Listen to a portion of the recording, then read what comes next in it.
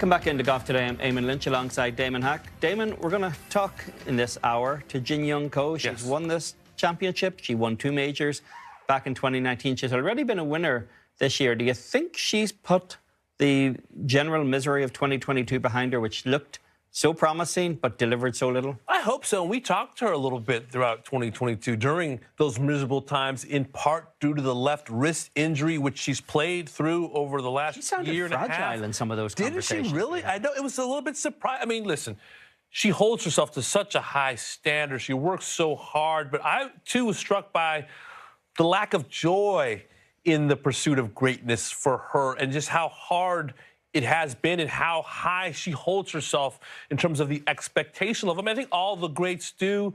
Losing is miserable. It's just that I think in some ways they hate losing more than they love winning. You talk to the greats across sports, sometimes they feel that burden. And I hope that there's some better days ahead for her. She's a winner, as you mentioned already, this season. But when you've won majors and you've been as accomplished as she has been, anything less than success just has to taste like a bitter pill. And as few reps as some of the top players have actually had heading into this week, Jin Young Ko is not among those who's actually lacking the reps or lacking the success. She is one of the winners on the LPGA Tour this year. Here is the list of winners in 6 events. 3 veterans there: Jin Young Ko, Brooke Henderson and Celine Boutier, and the other 3 are all first-time winners. And the season's first major on the LPGA Tour gets underway tomorrow.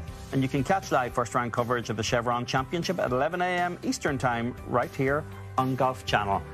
And now, with more on this week's first women's major of the year, we welcome in Amy Rogers from More.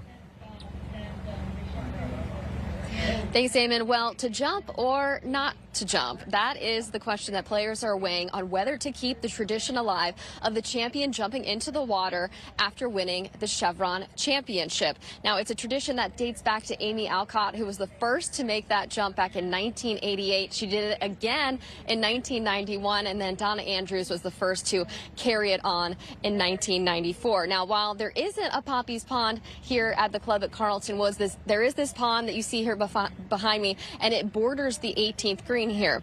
Now, this water is not like Poppy's Pond, the Poppy's Pond that we have come to know in recent years at Mission Hills Country Club. This pond is all natural. Now, that said, I did speak with the general manager here at the club yesterday, Steve Salzman, who tells me that the area of the water closest to the 18th green has been dredged and that they've installed some pylons just beneath the surface that are holding a net that will keep any gators going into that area. Now, that said, that doesn't mean any snakes or other little creatures might not make their way into the jump zone. So those are all the things that players are considering and, you know, pondering whether it's worth it to continue this tradition. And answer that question: would you jump?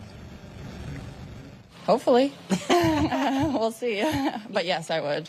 I don't know if anyone's going to jump in that lake, but we'll see. I think it's a great tradition we have, and I think it's something that we should carry on. I guess we'll see what comes down to it. I'm not really sure. I think there might be snakes in the water here, so might be a little interesting. I have to think about it, but maybe. The water is natural, so it's a little dirtier than Poppy's Pond that got cleaned out before we came along, but it might be cleaner than when Amy Alcott first jumped into Poppy's Pond. I don't know. I think someone would have to pressure me. You know, it's a pond. It's not like the pool that was Poppy's Pond. But if someone was like, you need to go jump in, I think if I were to win, I would do whatever. If there's a gator in there even, like, I don't know if there are gators in Texas, but I don't like sea creatures, so it depends. It kind of depends, but I might have to keep the tradition going. If I were to win on Sunday, I'm jumping in.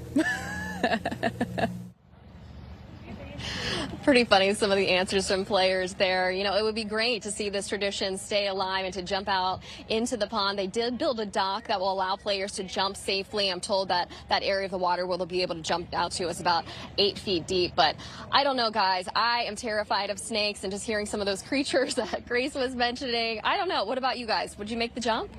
I'm not jumping. You know what Jeff Goldblum in Jurassic Park said, nature finds a way? Isn't it David Verity said, if it doesn't have shoulders, I'm not going anywhere near it? No, I'm out. Yeah, the snakes in Texas are as big as Volkswagens.